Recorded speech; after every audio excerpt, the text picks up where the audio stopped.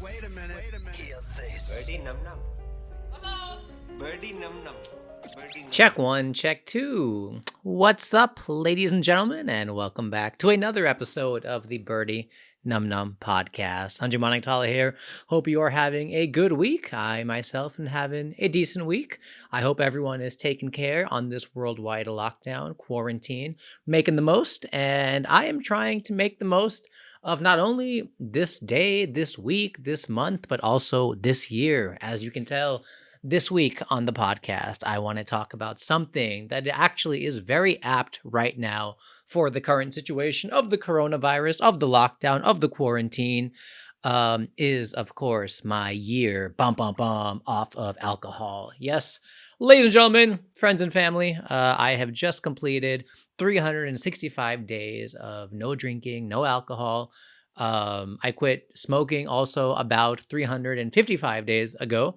And I also quit sugar for about 9 months, but mainly this week, because we have a nice open dialogue, you and I, every week on the BNN, is of course, I want to talk about my life before and after drinking. Now, if you are a drinker, I must say to start off, I love beer. I love whiskey. I love going out with friends in my 20s and even a good part of my 30s. I've loved going to the clubs and acting a fool and being at bars and all that stuff. I hear ya. You know, the fans of the Dan Bilzerian, Blitzerian, or the music videos or the high flying honey sing life, whatever it may be. I understand. And I am not telling you in this podcast to waste hey, stop drinking and hustle and work hard and any of that stuff. That is not the approach I want to take, because you and I know that is not how I do things here.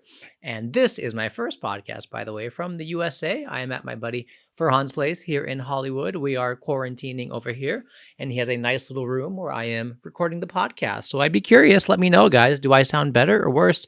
Does the sound make any difference? So, yes. Now, a little background. As I said before, I love drinking. If you drink, all my friends drink. I still go out to the bars and the clubs, but I have Diet Coke and stuff. So if you drink, more power to you. I love it. My wife drinks, my brother drinks, my family drinks, all my friends drink. We just had a birthday party for a friend of mine recently. Drank it up. Good stuff, right? And when I decided over a year ago that I needed to take a break off alcohol, little backstory. I'm not an alcoholic. I never was an alcoholic. No one ever in my life had told me, hey, calm down. Nobody had ever said you have a problem. My brother, of course, was like, hey, tone down on those rolly cigarettes that you make. But, I was never like, I didn't have a problem. I would drink on the weekends, and here's something funny some of us do. I would basically tell myself I'm not going to drink Monday through Thursday, but I'm only going to drink Friday, Saturday. But then pretty much I would make up on that Friday and Saturday for all the other days by having like 5, 10, 15, 20, 30 maybe 20 5, 10 whiskeys over the course of Friday and Saturday, a couple of beers here and there, a little 2 a.m. Empire kebabs or burritos or whatever, right? So I never once had a problem with drinking, and I'm sure most of you, if you do have a serious problem with alcoholism, I know many comedians who do. I urge you to listen up to this podcast for sure, but this is not my intended audience, okay? For me, the decision was now about 3 years back. What I had always wanted to do was, I felt alcohol wasn't really controlling me or consuming me, but I felt for me, continuously consuming it, I wasn't actually living up to the potential I knew that I was capable of. And not like in a cheesy way, and not like in like a high and mighty dude, I have morals. I have no morals, but I just wanted to see what else I could do and what else I could do with my time. And about 2, 3 years ago, I kind of, right around the time I met my lovely wife, more than 3 years ago, what am I saying? I was like, I want to try to be the best person I can be. So I started taking e-learning courses, Udemy, Coursera, these things, started watching a ton, YouTube tutorial and chill. Were my evenings, because now I'm all about watching these like 40-minute videos on how to run Facebook ads or how to do something interesting or how to do marketing or how to learn, Python, whatever. And so I was kind of in that zone, and I was still going out on the weekends and proud of myself that I did a 4-hour course today or whatever, because yes, I'm a stand-up comedian. Yes, I make videos. Yes, I do this podcast. But most comedians, especially in India, and I'm not taking any names, not trying to attack them, but they're very lucky. And most comedians worldwide also are very lucky that they can still earn some bit of money, but there's so many hours in a day. And I don't know a single comic, I've been doing this over 10 years, who writes 24 hours a day. No, it's a lot of wasted time in the mornings, right? So I was taking these courses, listening to podcasts, and I listened to some podcast, the Superhuman podcast or something. I bought a course basically about improve your memory, because for stand-up comedy, I always had a hard time remembering my next joke, and I would look at my hand and the audience would lose confidence. So I was like, let me try to buy these like memory courses and speed reading courses. Bought that, went about through half of it, heard this guy had a podcast, downloaded the podcast. When I went to the gym on the elliptical, the faffiest workout ever, I decided, okay, let me listen to one of these podcasts.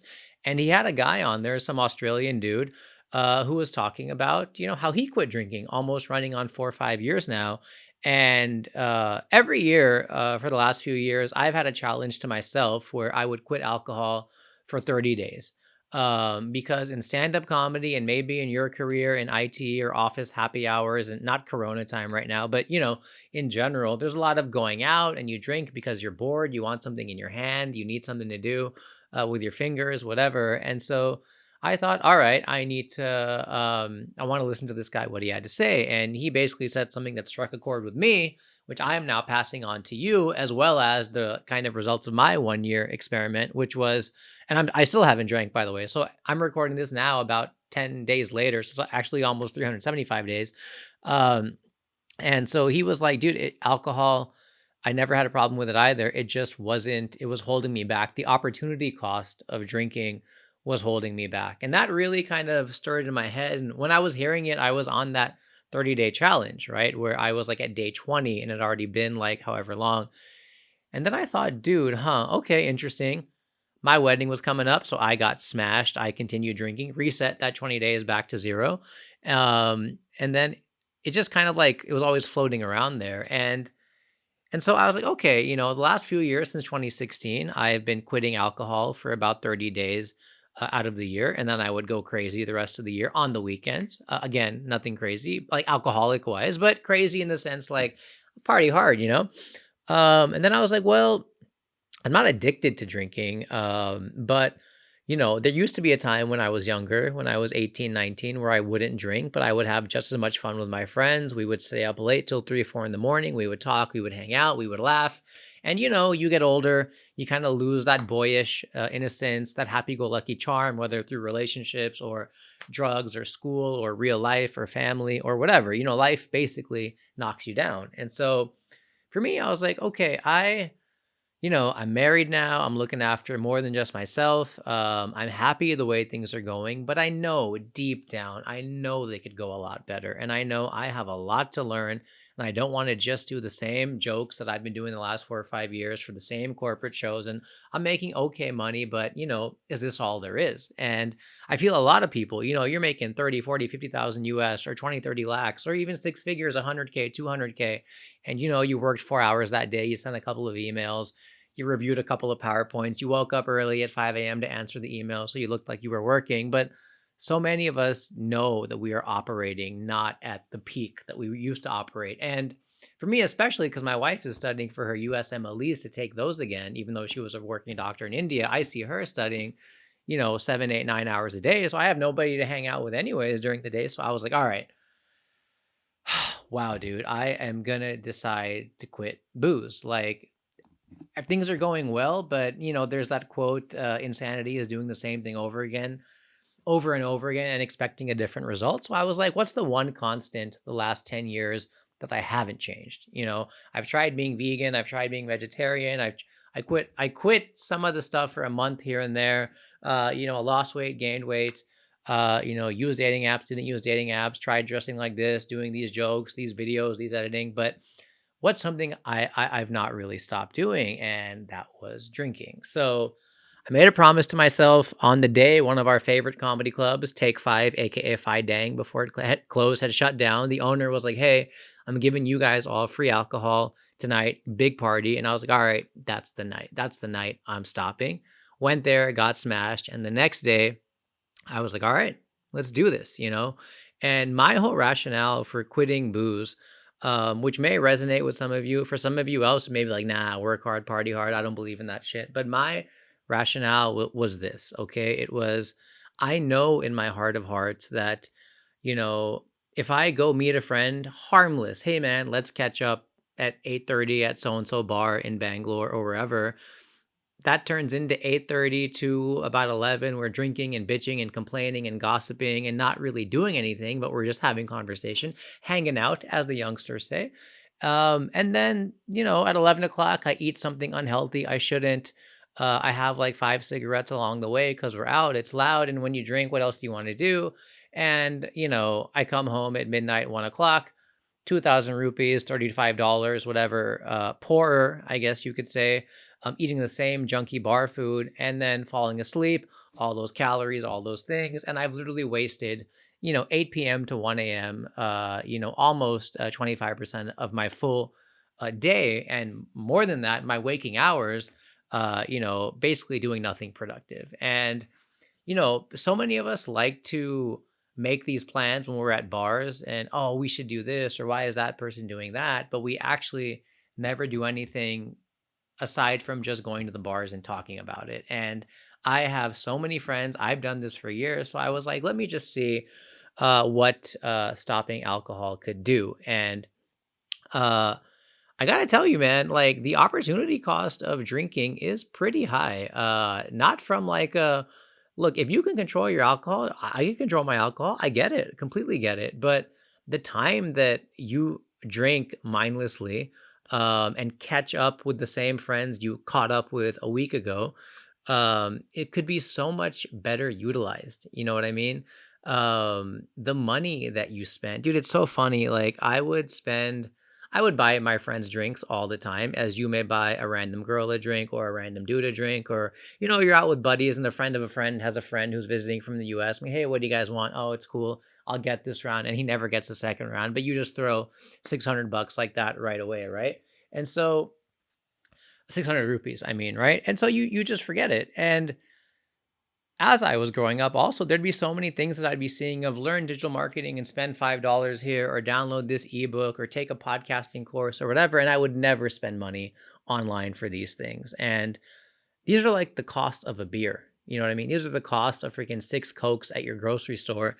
And I was just fundamentally against it. And even if it was a risk or a scam, what is $5, $6? What is 200, 300 rupees, 400 rupees, whatever, in the long run? Because we throw so much time and money away going out, and being in happy hours that we don't really realize what we could be doing instead. So that was my thing. I was like, how can I enjoy my life without drinking? Number one, it was as simple as that. Because if I can't, I got a problem. You know what I mean? Like if I cannot find a way to, like, life is not just having beer. Because like I feel for most of us, it's not the beer that we like so much. Beer is tasty, especially after a long day. Oh, have that nice crack open the can, hear the fizzing sound, pour it in a glass. I used to love Hefeweizen wheat sort of beers and all that sort of stuff. But that whole thing after a long day, I would love. After a good show, or hell, even a bad show, I would love. After a long week, for sure, I hear you, right? But I found myself doing that so consistently that I was like, man, this is the only constant that I'm aware of, and I need to find a way to replace that and see, could I, how, like, dude, if bars are so amazing, if you just take away the beer, would you stand there in the loud, crowded bar just with the promise of the opposite sex or same sex or whatever? Would you really be into that so much, And I credit the fact that I got married where I didn't have an urge to be out or feel alone all the time, where I was like, all right, she's busy on her laptop, how can I use my time? Because the other poison a lot of times is just watching streaming video after streaming video. Dude, I put on Twitter uh, something that resonated with a lot of you, where I was like, hey, if you're just using this lockdown time to just watch every single show on Netflix, you're failing lockdown. This might be worse than Corona, because you've just been given 4 weeks to basically chill at home. And for those of you who work from home at your corporates, I know things are slow. All these freaking, hey, we're on Zoom. Hey, nobody gives a shit about your Zoom screenshot, by the way. Like, I'm glad you think I want to see 18 blurry boxes from a freaking Times Now. I mean, if I wanted to see that, I would watch Times Now. Number one, that's probably more entertaining. but nobody cares. All right. Like, I have not been invited to a Zoom call, maybe for that reason. Do I have no friends? I don't know. So, you know, it was like, there's just so many things I know I could be doing with this time. So I made it, I told myself I would do it. And I've not really been talking about it much to a lot of you. I've not really been like bragging about how I'm fit, fam, fabulous, and hashtag clean eats and all that shit, because that's annoying. Okay. No, but I was doing this for me, not for a freaking pat on the back. All right. And I got to tell you, man, it was difficult for sure. I was invited to a lot of things, a lot of weddings where there was free alcohol, of course. I'm so glad I did this after my wedding. I got to tell you, it wasn't easy at times. There were definitely times where my friends, just a week ago, I had already passed 365 days. My friends were like, come on, have a shot for me. It's been so long. What's one shot going to do? But here's the thing, dude, even your closest friends and family oftentimes don't realize, like, when I used to force my friends to have a shot with me, I was forcing it on them so I would feel better about having that shot. You know what I mean? Like, come on, dude, just one more, because I know I want one more, dude. I would do this with my wife when we were dating. I was like, hey, you want a drink? And she's like, I don't know if I should. It's Thursday. Like, what's the point? And I'd be like, come on, dude. And she's like, all right, fine. And then, ha ha, ha, we'd have a good time, whatever. But it would kind of make me feel better. So, um, it was difficult. I would say, not ironically, but surprisingly, it wasn't difficult the first 2, 3 months. Like, it was hard, but it wasn't like impossible. Then I kind of got into a groove, and I replaced that going out time with, learning and watching shows I liked and reading blogs. I redid my entire website. I increased like half my Google rankings. Like, I made a ton of money, not a ton of money, one of my zero money, but I started making some money by redoing my SEO and ads on my website and YouTube and all that stuff.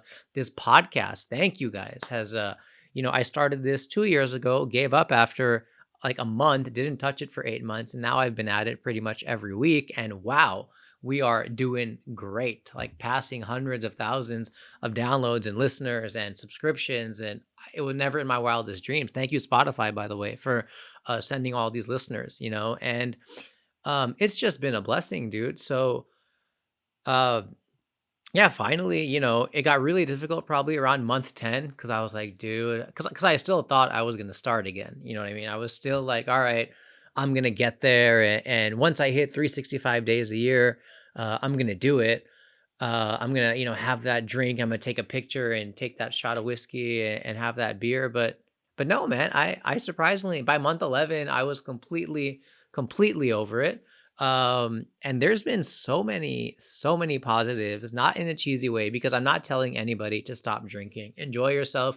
You work hard, you study hard, you celebrated your graduation or your job, have that beer. Okay. I'm just telling you, please, in the long run, learn the opportunity cost of drinking or of too many meetings or going to chill too often at people's houses instead of doing the things you could be doing with your time. I'm not saying be a hermit, be an introvert. If you're an introvert, that's fine, but I'm not saying just sit at home quietly. I'm just saying, like, dude, society has confused most of us, because when you think of, like, dude, look at typical marketing, all right? Like, I was taking this online course from Digital Marketer or one of these guys, and basically what a lot of people do is they sell features, right? So they sell, like, this camera has 18 megapixel. Indians were notorious for this, like, ooh, 19 megapixel LCD finder, and ergonomical design and AMOS sensor, whatever.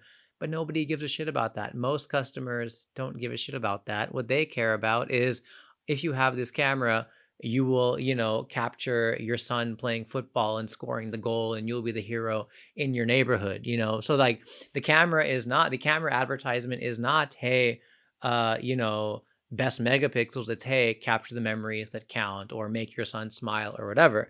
And so, I was taking this course, and these guys said something like, uh, for example, there's a company called Slack, I think. I'm not too sure what Slack does, but I've heard of it. It's like a chat app within corporate intranets or project teams. So instead of 95 WhatsApp groups, it's like different groups, and you can share documents, and it's like SharePoint for the WhatsApp generation or something. Correct me if I'm wrong. Please comment in the video or email me or DM me what Slack is exactly. But long story short, they showed Slack could say all these things: intranet, secure messaging, yada yada. But you go to their website, it's just Slack, say goodbye to email, or Slack, take control of your inbox or whatever. And so now you associate Slack with less email, clearer mind, sharper focus, etc. And what the alcohol companies do, what the tobacco companies do. And you may not realize it, because even though I knew it, don't do drugs, and they just want to show you pretty girls and athletes, Budweiser, this, that, whatever. But you subconsciously realize that drinking is part of being in your 20s, and drinking is working hard and making money and pretty women and stuff. And even if you say you don't realize it, I mean, it's something that's so deep rooted that, it doesn't hit you immediately. So I started to notice this, because the funny thing was, about 4 months into it, I would still go meet my friends at the bars and the clubs, and I would be like, "Yo, let's keep hanging out till midnight or 1 o'clock," because I'm finally talking to people. Um, really, like, I'm not, dude. Especially in India, so many like bar conversations, like, "Hey, hey, oh, you getting drunk? You getting drunk?" And like, that's all you guys have talked about all evening. So, um, yeah, man, like, my conversations and friendships, not only did they get better, they got more productive. And by not drinking, with time and with the money I was saving and spending on courses and other things that were way more productive. Dude, I bought like a $400 course on freaking learning how to rank higher on Google and stuff like that. And I was like, dude, does anyone do this? Like, you try to justify a purchase by how you didn't do something else. So I was like, all right, if I'm spending 20,000 rupees on this e-course, that is, anyways, if I was drinking, I would have spent 2,000 rupees a night. So that's basically 10 nights. And I've already avoided 40 nights of not drinking. So this was just money I was going to spend on alcohol anyways. And that's kind of an interesting thing, that I started justifying a lot of my purchases, whether it's software licenses or a new camera I definitely need. But like, I started doing that. And as I was doing that, I was getting way more return on my investment from better stuff on my website, more contracts, sold up podcast to Amazon last year, which was a blessing, the old podcast, Global Comedian, check that out on Audible. Um, so there's just been so many like things I never knew. And um do not, I'm not telling you to quit alcohol. I'm just telling you, man, if you cannot go a Friday or Saturday without having a beer in your hand, not because you physically need it for the enzymes or the addiction, but just because you don't know what else you could do with that time, that might be a problem. If you're having a beer while working with Elon Musk, I know he loves drinking whiskey after you just worked 98 hours, for sure. Enjoy that beer, because he's not going to let you drink that beer again for like 9 more months till the freaking Falcon Heavy launches again or whatever, right? But if you're just living in that mediocrity, and again, that's been the biggest thing for me was, dude, I know for a fact I'm capable of so much more. I know for a fact, not only can I be a really good stand-up comedian, I can learn freaking Facebook advertising and podcast marketing and filmmaking and writing and on-page SEO, off-page SEO, and freaking audio editing and like so many other things. And with like, that's what I've been doing in the evenings, as opposed to having the same conversations upset that me thinking stand-up comedy is the only thing I can do. And ironically, the fact that I've been substituted, dude, here's what a lot of comics say, and maybe a lot of doctors or maybe a lot of filmmakers or whoever, they're like, "Oh, there's just no time. I just don't have, yeah, I should post more on Instagram, but I just want to make stuff. I want to make a web series that no one's gonna watch because I don't know how to promote it on Instagram eventually." And this person says this while being at freaking a bar from 8 p.m. to 1 a.m. 3 times a week. Well, I think you have time if you're doing that to do this. You know what I mean? Like, I think you have time if you're a doctor and you're not sure if this is exactly what you wanted to do, but you're like, oh, I should start a YouTube channel about health tips or fitness tips or diet tips.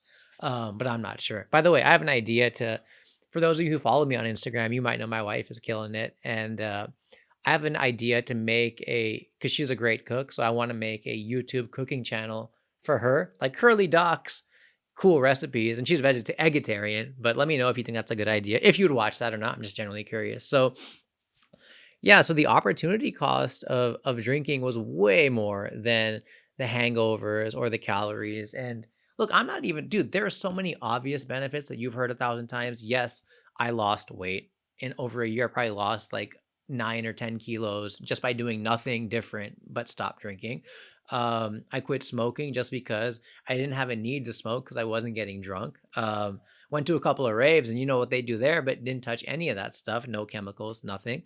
And it's just like, dude, it sounds so cheesy, but I feel like I woke up after like 10 years, like kind of in like the 20s, and like, whoa, I forgot that's the zone I was in before I turned 21, where I was like, dude, the amount of work you do from like 16 to 21, where you're like freaking killing it for your SATs or your college exams, and you're juggling like 95 things, and then you get to college, and then you finish, you start drinking, you get that job, and then your potential just kind of gets like flat. Like, because now you thought you were going to work on every part of this camera if you got a job at Canon, but you're all that's expected of you is to just work on the instruction manual. And you're like, whoa, I could do so much more, but you're actually happy you're getting paid to just work a couple of hours a day or not do 50 other things. Now you realize they have 800 other employees who are going to help with these things. And you settle into this like minimal viable product, bare sort of mediocrity of your career and yourself. And for me, it's like now since I don't have time to just drink and be mediocre and eat freaking cupcakes, which I've been eating so many cupcakes since I got back to America because it's lockdown. What do you do? That's been the kind of hidden blessing for me. Like I've just kind of like taken control, man. So um, the other benefit, dude, is this whole Corona thing. You know what I mean? Like everyone is like lockdown, and I want to go out, but I've been living the lockdown life aside from the comedy shows and the corporate shows and the work, and when I have to go out for a shoot or something, or grocery shopping, or my wife and I or whoever want to grab dinner. I've been doing this pretty much for the last year anyways. Like I've not been going out every Friday, Saturday. I've not had a need to, like, dude, like we have I love eating out at restaurants to avoid takeout at restaurants because I think Swiggy and all these guys, the condensation of the food gets really bad. Dude, why are you ordering momos or a dosa, freaking dosa, like coming in like a thing where it's all wet and soggy and it's like, hi, it's like a zombie like coming out when you open it. Um, but like this quarantine has really not, yes, unfortunately I don't want to go near some of my, like my parents or other people as often, and I'm very cautious. But aside from that, logistically, or in a time pass sort of thing, I've been doing exactly what I was doing before. I wake up early because obviously when you don't drink, you just end up sleeping better and waking better, and it's not like an instantaneous thing. It's just kind of like something that you gradually slide into. And yeah, I open my laptop. I'm not restless. I'm not freaking like antsy. Of Most people work like a couple of hours a day. They mentally check out by 4 o'clock, and then they go kill those brain cells by 7 o'clock. I did it for 15 years. I get it. All right. So um, I urge you, anybody who's listening to this podcast, again, do not freaking don't stop drinking. Okay. If you have stopped drinking, let me know. But there's no I don't want to lecture you, dude. If I had my wedding next week, I would for sure be like, we're having a full ass bar and people are getting hammered, because I'm not going to be that guy. But please know, dude, that like, uh there's only you know what I mean? And only you know your true potential, and only could I have done a better job? Could I have done a better job? Could I have studied harder? Could I have exercised more? And I think I'm not saying beat yourself up. I'm not saying be a critic, but I actually you hear all this, oh, self-love and you're beautiful and love your body, and yeah, dude, for sure. Don't fat shame, don't body shame, but there's nothing wrong with wanting the best appearance for yourself, best emotions for yourself. And yeah, you are, dude, if you were to take your brain, record your thoughts, and hear what you say to yourself, you'd be like the biggest shit talking friend you've ever known, but talking about yourself. You're an asshole, you're an idiot. So I'm not saying do that, but if you feel like there's something that is not clicking exactly, or you feel like you could be so much further ahead, or you live that myth that you can only do one thing. Dude, I know so many doctors right now who are doing stand-up comedy and doing well. My wife is a doctor. Freaking, I was an engineer at Accenture and I did comedy for 5 years while still working there and still being promoted faster than the ones who didn't have part-time passions or hobbies or families. Freaking Atul Khatri, my good friend, comedy or politics aside, he works harder with 2 kids and a full-time IT company that he used to own than most junior comedians, right? Who are just freaking stoners doing 5 minutes a day of comedy at night, because it's a myth, it's a lie, okay, that you can only do one thing. And the sooner, and one way to uncover that myth for me was to quit alcohol for a year. And I might quit for longer, dude. I don't know. Like, I'm not saying I won't. I'm sure, dude, if we have kids, wife doesn't know about this part, you guys. But if we have kids, maybe I'll crack open that beer or have that cigar or whatever. But it's been a blessing for me. I urge anyone, maybe, you know what? I'm not telling you to quit alcohol, but if you can't go a Friday or Saturday without having a beer in your hand, and hey, maybe right now for the Indian listeners, because beers are going for like 700 rupees on the black market because of lockdown or whatever, maybe this is coming at a great time because you have already gone 5, 10 days without drinking. And maybe that's a blessing because you realize, oh, wow, Saturdays are a bit different, but I like this. I feel like how I enjoyed myself when I was 19, or I'm talking to my mom again, or I'm talking to my family again. So, um, every week we talk about, how to make and I myself am one, other boring office people more creative, or just kind of explore other avenues, or just get better at their careers or their families or stand-up comedy or filmmaking or whatever. And yeah, dude, I really think if you just jump off the sauce a little bit, just a little bit, uh, you know, it's interesting. Try it for a day, try it for a week. Don't try it at all, but just know you don't got to be at the bar till 2 a.m. every time, or you don't got to have the same BS conversations with the same few people. And if you're lonely, or if you have no other friends but your drinking friends, I mean, I'm not saying that's fine. It's not a bad thing. We've all been there, but find a way to replace those habits. You know what I mean? So there's so many mastermind groups and other things, and you can meet people on a Friday night, if you want to meet a girl, a guy, or other friends who have hobbies and interests, filmmaking or bird watching or God knows, fitness, whatever. But don't live this myth that the only way to pass your time on the weekends is to get smashed or to even have a couple of drinks. Because what I will tell you, if you want all those things that they promise you in the commercials for Seagram's CDs or club soda, if you want the girls and the party and the money, the best way to get there is to not wake up at freaking 1 p.m. after having freaking chicken curry at 2 a.m. because you had 9 beers.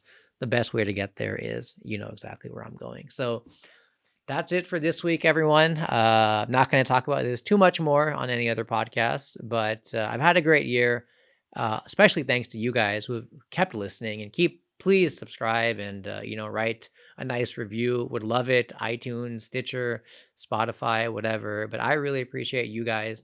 This podcast has really helped me in this year, and I thank you so much, and I'll see you guys next week. Birdy num num. Birdy num num. A birdie num num.